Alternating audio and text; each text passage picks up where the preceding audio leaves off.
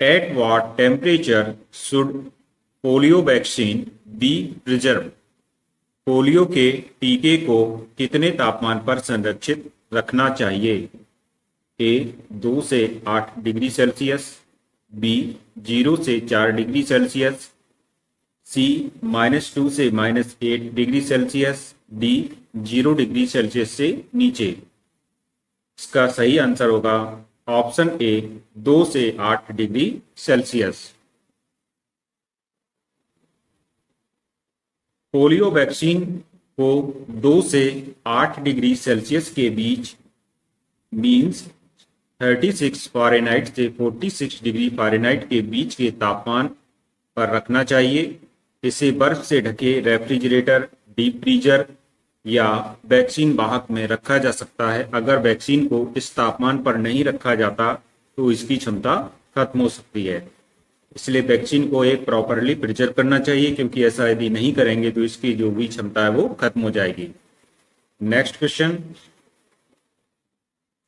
Which family member statement demonstrates the needs for further education regarding the care of a client diagnosed with a stroke, select all that apply। परिवार के किस सदस्य का बयान stroke से पीड़ित मरीज की देखभाल के संबंध में आगे की शिक्षा की आवश्यकता को दर्शाता है? देखिए यहाँ पर क्या है, ये 5 आपके सामने ये बयान दिए जाएंगे। इसमें से आपको बताना है कि कौन सा बयान सही है उस व्यक्ति का जो कि स्ट्रोक से पीड़ित व्यक्ति की देखभाल करेगा। तो पहला पॉइंट हम लोग देखते हैं, because of the visual deficit on the affected side I will approach my spouse from the unaffected side. प्रभावित पक्ष की दृष्टि संबंधी कमी के कारण मैं अनअफेक्टेड साइड से अपने जीवन साथी से संपर्क करूंगा। Second statement, I will encourage my spouse who has one-sided weakness to dress the stronger side of the body first। मैं अपने जीवन साथी को जिसमें एकाग्रता एक तरफा कमजोरी है, शरीर के मजबूत हिस्से को पहले तैयार करने के लिए प्रोत्साहित करूंगी। तीसरा पॉइंट है, I will minimize any background noise when talking to my spouse due to the diagnosed receptive aphasia। Fourth statement है, I will remind my spouse who neglects one side to turn the head to properly survey the surroundings. Fifth, I should expect my spouse to experience severe cognitive deficit due to the stroke. इसमें आपने देखा कि 5 ये बयान हैं। ये बयान उस व्यक्ति के हैं जो कि स्ट्रोक से पीड़ित मरीज की देखभाल करेगा। अब आपको ऐसा बताना है कि इन बयानों में कौन सा ऐसा स्टेटमेंट है मरीज के साथी का जो ये बताता है कि अभी उसको और सीखने की जरूरत है और कुछ बताने की जरूरत है। तो इसमें ये 4 ऑप्शन है, ये बताते हैं कि इसमें पहला, दूसरा, 5वां सही है, बी है दूसरा और 5वां सही है, सी है कि 1, 2, 3, 4 सही है, या इनमें से कोई सही नहीं है। एक बार पुनः देखेंगे क्वेश्चन को इस प्रकार से। यदि देखते हैं, ये क्वेश्चन है, स्ट्रोक से पीड़ित मरीज की फैमिली मेंबर से उसके बयान लिए जा रहे हैं, क्योंकि जो फैमिली मेंबर है उसको जानकारी होनी चाहिए कि वो स्ट्रोक वाले पेशेंट की कैसे देखभाल करेगा घर में। तो वही उससे संबंधित बयान इसने 5 बयान दिए हैं। अब हम लोग क्या करते हैं, एक एक पर चलेंगे। तो पहला है, because of the visual deficit on the affected side I will approach my spouse from the unaffected side. तो जो भी इसमें होता क्या है कि जिस साइड से जो मरीज है वो देख नहीं पा रहा है, तो मैं कैसे संपर्क करूंगा? तो मैं उससे संपर्क करूंगा उसके अनअफेक्टेड साइड से, मीन्स जो उसका सही हो, हेल्दी हो। जैसे एक हाथ उसका काम नहीं कर रहा है, उसके हाथ में संवेदना नहीं है, तो इसका मतलब है कि आपको दूसरे हाथ से उसको टच करना पड़ेगा, तभी उसमें संवेदना आएगी। तो ये बयान उसका सही है कि जैसे कि उनमें आपस में कम्युनिकेशन होना हो। तो क्या होगा कि जो अनअफेक्टेड साइट है उससे संवेदना या उससे वो अपना कांटेक्ट कर सकता है। तो इसीलिए ये बयान व्यक्ति का सही है। दूसरा, I will encourage my spouse who has one sided weakness to trace the stronger side of the body first. तो जो भी स्ट्रोंगर साइड है उसको पहले ट्रेस करेंगे, जबकि जो वीकर साइड है उसको बाद में ड्रेस करेंगे। देखिए ये गलत ऑप्शन है, क्योंकि जब भी किसी को ड्रेस अप करना हो तो जो स्ट्रोक से पीड़ित मरीज हो, जो उसकी वीक साइड हो, पहले वो तैयार करते हैं। उसके बाद वीक साइड जब तैयार हो जाती है, वीक साइड में जब वो कपड़े पहन लेता है, उसके बाद उसके दूसरे साइड में जो स्ट्रोंगर साइड है उसको तैयार करते हैं। तो इसीलिए ये जो ऑप्शन है, ये जो बयान है, ये गलत है, क्योंकि सबसे पहले स्ट्रोक से पीड़ित जो व्यक्ति है उसको तैयार करते समय, ड्रेसिंग करते समय, ड्रेसअप करते समय जो उसका वीक साइड है उससे शुरुआत करनी है और आपको फिर स्ट्रोंगर साइड की तरफ जाना है। तो ये आपका क्या है, गलत है। हम लोगों को क्या करना है, इसमें गलत ऑप्शन ही देखना था। तीसरा ऑप्शन है इसमें, I will minimize any background noise when talking to my spouse due to the diagnosed receptive aphasia. देखिए क्या है कि स्ट्रोक का मरीज है हमारा, किसी का साथी स्ट्रोक का मरीज से पीड़ित जब हो जाता है तो उससे बात करते समय क्या होना चाहिए कि बैकग्राउंड जो नॉइज है वो कम होनी चाहिए या बंद होनी चाहिए, जिससे कि आपस में एक दूसरे की जो कम्युनिकेशन है वो अच्छी प्रकार से हो सके। तो इसीलिए ये भी बयान जो है देखभाल करने वाले व्यक्ति का बिल्कुल सही है, जो कि स्ट्रोक वाले पीड़ित मरीज की देखभाल करेगा। ये भी बिल्कुल ऑप्शन सही हो जाता है। अब चौथे ऑप्शन पर चलते, चौथे बयान पर चलते हैं। I will remind my spouse who neglects one side to turn the head to properly survey the surroundings। देखिए होता क्या है, स्ट्रोक से पीड़ित व्यक्ति है तो यदि वो एक ही तरफ देखे जा रहा है तो जो उसका साथी है, जीवन साथी है, वो क्या करेगा, उसको चारों तरफ देखने के लिए क्या करेगा, रिमाइंड करेगा, उसको याद दिलाएगा कि आप अपने चारों तरफ भी देखें, इससे कि उसको प्रॉपर वे में उसके जो सराउंडिंग्स है उसको वो देख सके। तो ये भी बयान इसमें सही है। नेक्स्ट पॉइंट पर चलेंगे। I should expect my spouse to experience severe cognitive deficits due to the stroke. तो ये बयान भी गलत है, क्योंकि इसमें लिखा है experience severe cognitive deficit. Cognitive deficit का मतलब उसको संज्ञानात्मक कमी की बहुत ज्यादा इसमें कमी आ गई है, अनुभव हो रहा है। ऐसा इसमें नहीं होता है, इतने भी सीवियर कॉग्निटिव इफेक्ट ना हो पाता है कि वो लेटा है, कि उठ रहा है, कि चल रहा है, उसको हल्की तो संज्ञानात्मक ज्ञान होता है इसका, इसलिए पांचवा भी इसमें गलत हो जाएगा। तो इस प्रकार से हम देखते हैं कि ऑप्शन भी इसमें बिल्कुल सही हो जाता है। Family members who will provide care to a client who experiences a stroke will require specific education prior to discharge। Discharge होने से पहले जो स्ट्रोक का मरीज है उसके साथ वाले व्यक्ति को जो उसकी केयर करेगा, उसका जो फैमिली मेंबर होगा, उसको एक स्पेसिफिक एजुकेशन की आवश्यकता होती है। The nurse includes information on methods to improve unilateral weakness applying clothing to the affected side first. तो होता क्या है, जो भी स्ट्रोक से affected side first affected side है उसको पहले कपड़े पहनाना चाहिए, उसके बाद में जो स्ट्रोंगर साइड है उसको कपड़े पहनना चाहिए। In addition to methods to improve visual perception, scanning the environment, turning head to affected side, in addition behavioural changes should also be addressed। Clients who experience a right-sided brain injury or stroke tend to experience impulsivity and are unaware that their actions can impact safety. Therefore, the nurse teaches the client's family to expect emotional liability and lack of inhibitions in order to enhance coping and reduce frustrations। Next question. The most common cause of diarrhea in children is। बच्चों में दस्त रोग का सबसे सामान्य कारक है adenovirus, राइबोवायरस, रोटावायरस, राइनोवायरस। करेक्ट आंसर होगा option C, rotavirus. Rotavirus is a gastrointestinal, stomach and intestine infection that mostly affect children. While the disease used to happen more often, rotavirus vaccines have kept many kids healthy. For those who do get infected, rotavirus can cause severe diarrhea and vomiting. This can lead to dehydration, so make sure to keep your children hydrated. तो ये rota virus के कारण सबसे जो दस्त का कारण होता है बच्चों में, सबसे अधिक रोटा वायरस के कारण होता है।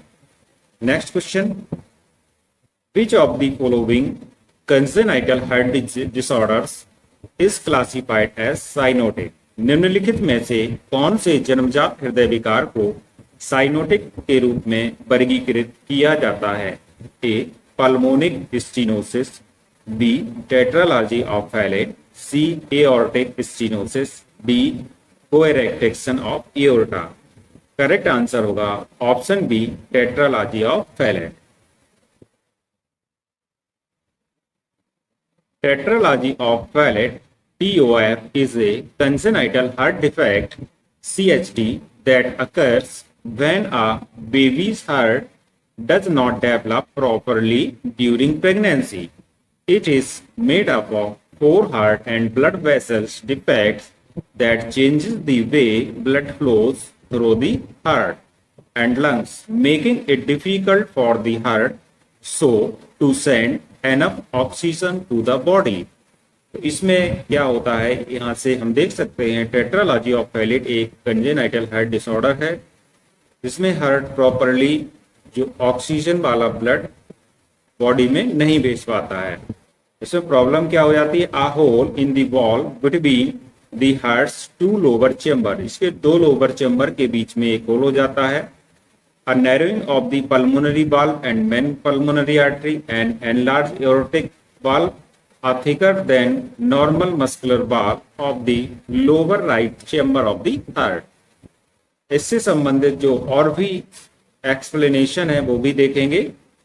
ये हम फिगर के माध्यम से देख सकते हैं। एक टेट्रालॉजी ऑफ फैलेट का बच्चे का एक ये हार्ट है, इसमें देखेंगे राइट एट्रियम, राइट वेंट्रिकल और यहाँ से पल्मोनरी आर्टरी गई है। ये पल्मोनरी आर्टरी लंग्स में जाएगी और वहां से शुद्ध ब्लड वापस आएगा। फिर ये लेफ्ट वेंट्रिकल में के द्वारा पूरे शरीर में डिस्ट्रीब्यूट किया जाता है। अब यहाँ पर यदि देखें तो ये पल्मोनरी आर्टरी से जो लंग्स में जा रही है, इसके बीच में यहाँ पर क्या है, ये आउटफ्लो हो गया है। इसको कहेंगे राइट वेंट्रिकुलर आउटफ्लो ऑब्स्ट्रक्शन। यहाँ पर क्या है, एक ऑब्स्ट्रक्शन हो जाता है, तो ओपनिंग बिटवीन वेंट्रिकल्स, तो ये जो वेंट्रिकल्स के बीच में एक ओपनिंग हो जाता है, तो यहाँ पर ये जो ब्लड है, प्योर ब्लड और इम्प्योर ब्लड हल्का सा यहाँ पर क्या हो जाता है, मिक्स हो जाता है, जिसके कारण इसको साइनोटिक हार्ट डिजीज कहते हैं, क्योंकि ये थोड़ा सा हल्का नीला कलर का हो जाता है ब्लड। तो इस प्रकार ये रेड है, ऑक्सीजन रिच है, और ये ऑक्सीजन पुअर ब्लड है, ये जाता है लंग्स में। लेकिन यहाँ पर देख सकते हैं कि इनमें हल्का सा ये मिक्सिंग के कारण पूरी तरह से अब ये ऑक्सीजन रिच ब्लड नहीं बन पाया। यही कारण होता है टेट्रालॉजी ऑफ फैलेट में। नेक्स्ट क्वेश्चन की ओर चलेंगे। In the menstrual cycle which hormone causes menstruation? मासिक धर्म चक्र में किस हार्मोन की कमी मासिक धर्म का कारण बनती है? A, progesterone, B, thyroxine, C, oestrogen, D, follicle stimulating hormone. तो करेक्ट आंसर होगा इसका ऑप्शन ए, प्रोजेस्टेरॉन। प्रोजेस्टेरॉन के बारे में देखेंगे। In the menstrual cycle a decrease in progesterone level causes menstruation. The ovaries produce progesterone after ovulation. तो ovulation के बाद ओवरीज से प्रोजेस्टेरॉन का प्रोडक्शन होता है। And the corpus luteum releases it in response to signal from hypothalamus. Corpus luteum इसको क्या करती है, निकालने का काम करती है प्रोजेस्टेरॉन को। कार्पस ल्यूटियम एक अस्थायी ग्रंथि होती है जो कि हर माह बनती है, और ये जब इसको हाइपोथैलेमस से सिग्नल मिल जाते हैं तब ये प्रोजेस्टेरॉन रिलीज करती है। Progesterone's main role is to prepare the uterus for pregnancy by thickening the uterine lining and causing uterine contraction. If pregnancy does not occur, progesterone levels decrease, which causes the endometrium to disintegrate and menstruation to begin. यदि pregnancy नहीं हुई है तो ये क्या होता है, progesterone का लेवल घट जाता है, जिससे कि एंडोमेट्रियम डिसइंटीग्रेट हो जाती है और मेंस्ट्रुएशन शुरू हो जाता है। This process usually takes about 2 weeks. इस प्रोसेस में लगभग 2 सप्ताह का समय लगता है from ovulation until menstruation starts. The pituitary gland produces luteinizing hormone LH and follicle stimulating hormone FSH which promote ovulation and stimulate the ovaries to produce estrogen and progesterone। यहाँ पर देख सकते हैं हम किस प्रकार से एंडोमेट्रियम की, यहाँ पे ये एंडोमेट्रियम है, तो यहाँ पे एंडोमेट्रियम की ये 3 फेजेस होती हैं। पहली फेज को देख सकते हैं, यहाँ पर जूम करके देखेंगे। पहली फेज मेंस्ट्रुअल फेज है, दूसरी प्रोलिफरेटिव फेज है और तीसरी सीक्रेटरी फेज है। यहाँ पर इसकी जो सीक्रेटरी फेज होती है इसमें प्रोजेस्टेरॉन रिलीज होता है, और ये प्रोजेस्टेरॉन ही है जो कि प्रेगनेंसी को बनाए रखने का काम करता है। Next question, the nurse provide care for a client who is hospitalised for excessive fluid build up around the heart.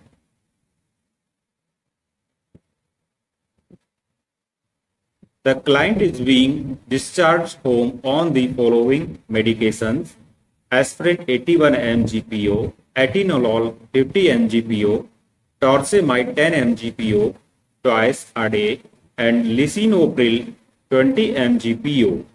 Which potential side effect from the above medications should the nurse teach the client requires priority notification to the healthcare provider? Nurse एक ऐसे मरीज की देखभाल करती है जो हृदय के आसपास अत्यधिक तरल पदार्थ जमा होने के कारण अस्पताल में भर्ती है। इस मरीज को निम्नलिखित दवाओं पर घर भेज दिया जा रहा है: aspirin 81 mg/PO, atenolol 50 mg/PO, टॉर्सेमाइड 10 mg/PO दिन में 2 बार, और लिसिनोप्रिल 20 mg/PO।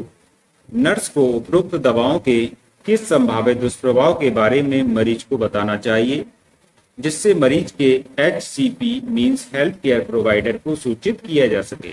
देखिए, अब इस क्वेश्चन में ऐसा पूछा गया है कि हार्ट के चारों ओर जब एक फ्लूइड बिल्डअप हो जाता है, हार्ट के चारों ओर फ्लूइड बिल्डअप हो जाएगा, तो इस फ्लूइड को बिल्डअप को कम करने के लिए कुछ दवाएं इस मरीज को दी गई हैं। उन दवाओं में एस्पिरिन है, एटिनोलॉल है, टॉर्सेमाइड है और लिसिनोप्रिल है, और इस मरीज को घर भेज दिया जा रहा है। लेकिन कुछ साइड इफेक्ट भी इन दवाओं के होते हैं। अब ये बताना है कि इसमें से जो प्रॉपर साइड इफेक्ट हैं जिससे कि उसके जो हेल्थ केयर प्रोवाइडर है उसको सूचित किया जा सके। पहला है एकाई मसल्स एट नाइट, रात में मांसपेशियों में दर्द होना। B, depression and anxiety. C, ecchymosis of arms and hands. D, heart rate consistently 60 to 68 beats per minute. तो यहाँ पे मरीज के जब HCP को सूचित करें तो इनमें बताना होगा कि किस प्रकार का उसको साइड इफेक्ट हुआ है। तो देखिए, यहाँ पर हम लोग देख सकते हैं कि यहाँ पे जो टॉर्सेमाइड है ये एक लूप डायूरेटिक होता है, और ये जो लूप डायूरेटिक्स होते हैं, इन लूप डायूरेटिक्स का काम क्या होता है कि ये पोटेशियम को शरीर से बाहर निकाल देते हैं ज्यादा यूरिन के रूप में। जब पोटेशियम बाहर निकल जाएगा तो होता क्या है कि इससे प्रॉब्लम हो जाएगी जिसको हाइपोकैलेमिया बोलेंगे। अब जब पोटेशियम का लेवल शरीर में कम हो जाता है तो मांसपेशियों में व्यक्ति के दर्द होना शुरू हो जाएगा। तो इसीलिए इसका जो साइड इफेक्ट होगा एकाई मसल्स एट नाइट, रात में मांसपेशियों में दर्द होना। इससे संबंधित जो एक्सप्लेनेशन है वो यहाँ पढ़ते हैं। hypokalemia which may manifest as muscle aches and cramping is associated with loop diuretics जैसे कि torsemide. If the hypokalemia worsens, the client is at risk for cardiac dysarrhythmia. अब होता क्या है, जब हाइपोकैलेमिया वर्सन हो जाए, जब पोटेशियम की मात्रा कुछ ज्यादा ही कम हो जाए, तो इससे क्या हो जाता है, कार्डियक अरिथमिया की प्रॉब्लम बढ़ जाती है, कार्डियक डिसएरिथमिया व्यक्ति को हो जाएगा. Therefore this finding requires priority notification to the SCP. इसीलिए इससे संबंधित सूचना पहले ही डॉक्टर को दे देनी चाहिए. अब इससे संबंधित और देखते हैं कि जब भी इस प्रकार के लूप डायरेटिक्स व्यक्ति को देने हैं, तो यहाँ पर हम लोग देख सकते हैं कि यहाँ पर ये ग्लोमेरुलस है, इसमें फिल्ट्रेशन होगा. फिल्ट्रेशन में यहाँ पर ये लूप ऑफ हेनले लूप होता है. तो यहाँ पर ये लूप डायरेटिक्स करता क्या है कि सोडियम को अंदर कर लेगा और पोटेशियम को नहीं कर पाएगा. तो इस प्रकार से पोटेशियम यूरिन में लगातार एक्सक्रीट होता रहेगा. तो पोटेशियम जब एक्सक्रीट होता रहता है, तो इसके कारण इसमें क्या हो जाएगी, शरीर में पोटेशियम की कमी हो जाएगी, जिसको हाइपोकैलेमिया बोलेंगे, जो आगे चल करके हार्ट पर बुरा असर कर सकती है और कार्डियक डिसएरिथमिया का कारण बनेगी. At the ascending limb of loop of Henle in the kidney, they are primarily prescribed to treat hypertension. जो लूप डायरेटिक्स होते हैं, इनका जो रोल होता है, इनको ट्रीट करने का, हाइपरटेंशन का इलाज में इनका रोल किया जाता है. And oedema that may be caused by congestive heart failure और क्रोनिक किडनी डिजीज. तो इतने इसके कारण होते हैं कि हाइपरटेंशन और एडिमा को कम करने में लूप डायरेटिक्स बहुत अच्छा काम करते हैं. लेकिन इससे पोटेशियम की कमी होती है. पोटेशियम की कमी हो, इस कमी ना हो, कमी से कोई प्रॉब्लम ना हो, तो ये बेटर है कि पोटेशियम सप्लीमेंटेशन के साथ ही इन दवाओं को दिया जाए. Electrolyte abnormalities are common for clients who are prescribed diuretics in the treatment of cardiovascular disease processes. Loop diuretics are potassium wasting, therefore hypokalemia often results if this medication is administered without potassium supplementation. तो इसलिए यदि बिना potassium supplementation के इस प्रकार के diuretics को दिया जाता है, तो ये प्रॉब्लम क्रिएट करेंगे ही. Symptoms indicative of hypokalaemia include the following: muscle aches and cramping. Muscle में दर्द होगा, मांसपेशियों में दर्द होगा, ऐंठन होगी, वीकनेस आएगी एंड कार्डियक डिसएरिथमिया की प्रॉब्लम बनेगी. तो इसलिए इनको क्या करना चाहिए, लूप डायरेटिक्स को हमेशा ये कंडीशन देखकर, पेशेंट की कंडीशन के हिसाब से इसमें पोटेशियम सप्लीमेंटेशन के रूप ही देना चाहिए. Next question. The nurse prepares to administer a prescribed dose of intravenous furosemide to a client. Which adverse effect is avoided by administering the prescribed diuretic over 60 minutes? Nurse एक ग्राहक को अंतःशिरा ivy furosemide की एक निर्धारित खुराक देने की तैयारी करती है. 60 मिनट से अधिक समय तक निर्धारित मूत्रवर्धक देने से किस प्रतिकूल प्रभाव से बचा जा सकता है? ए. ब्रैडिपनिया, बी. हाइपोनेट्रीनिया, सी. हाइपोवॉलेमिया, डी. हाइपोकैलेमिया, ई. टेनाइटिस. तो करेक्ट आंसर होगा ऑप्शन ई, टेनाइटिस. अब ये ऐसा क्यों होता है कि फ्यूरोसेमाइड को 60 मिनट से अधिक समय तक आईवी देना चाहिए, मींस इसको स्लोली आपको देना है, स्लोली आईवी के रूप में देना है. तो ऐसा क्या होता है, some of the diuretics are ototoxic properties. तो ये ऑटोटॉक्सिक प्रॉपर्टीज के कारण होता है, जिससे कि टेनाइटिस की कंडीशन हो जाती है. These medications include furosemide and torsemide and can cause ringing in the ear. तो कान बजना, रिंगिंग इन द ईयर्स, इसको कहते हैं हम लोग टेनाइटिस और hearing loss. Furosemide is a loop diuretic which can be given by mouth और आईवी. ये जो फ्यूरोसेमाइड होता है एक लूप डायरेटिक होता है, इसको ओरली भी दे सकते हैं और आईवी भी दिया जा सकता है. When the medication is prescribed IV, it should always be given slowly to help reduce the incidence of ototoxicity. तो जब भी इसको IV दे तो क्या दें, स्लोली दें, जिससे कि ऑटोटॉक्सिसिटी से बचा जा सके. A common symptom of ototoxicity is tinnitus. When doses are over 120 mg, furosemide should not be given faster than 4 mg per minute. तो कभी भी इसको 4 mg प्रति मिनट से अधिक नहीं देना चाहिए। अब इसमें कुछ और भी ऑप्शंस दिए गए थे, उनके संबंध में क्या एक्सप्लेनेशन है वो भी देखेंगे। Bradypnea is not an expected adverse effect to the administration of IV furosemide. furosemide का ऐसा IV देने से ब्रेडिपनिया नहीं होता है, ऐसा कोई एडवर्स इफेक्ट ब्रेडिपनिया में नहीं देखने को मिलता है। Hyponatraemia is not an adverse effect of administering furosemide too quickly. While diuretic therapy can cause this electrolyte imbalance, the rate of medication administration is not related to this finding. Hyponatraemia adverse effect भी furosemide में इतने आसानी से देखने को नहीं मिलता है। नेक्स्ट है hypovolemia. Hypovolemia is not an adverse effect related to the rate of administration for IV furosemide. Hypokalemia. While electrolyte imbalance can occur due to diuretic therapy, this is not an adverse effect that can be avoided based on the rate of IV administration of furosemide. Next question.